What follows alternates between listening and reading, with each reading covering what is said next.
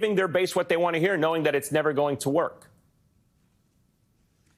Yeah, if you want to know how this ends on a national scale, look at what happened to the California Republican Party. People forget that in the 90s, the Republican Party in California was thriving. They had a majority in the state legislature. They were leading the governor's race. Pete Wilson was the governor. And what happened over time was they moved so far to the right that they started trying to appease their primary voters. And what ended up happening within a decade was they found themselves completely out of power. Democrats had veto-proof majorities in the state legislature.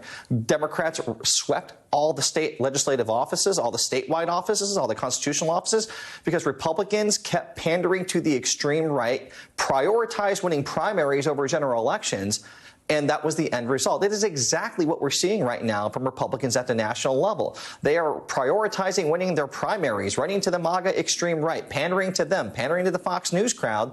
And at the end of the day, it is so out of touch with the majority of Americans. This issue of pro-life, pro-choice has been decided for a really long time in the minds of the American people.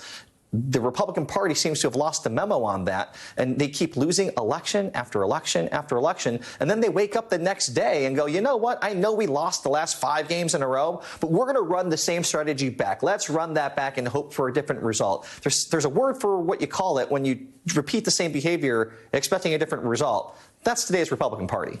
So, Brittany, abortion played a major role in Democrats in their victories back in 2022 during the midterm. Some pundits connected it to the overturning of Roe being so fresh in people's mind. They thought maybe by 2023 and even 2024, it's still not going to be an issue. And I think they underestimated just how much of a mobilizing force this is, because it wasn't a bellwether issue, right? It's this issue that people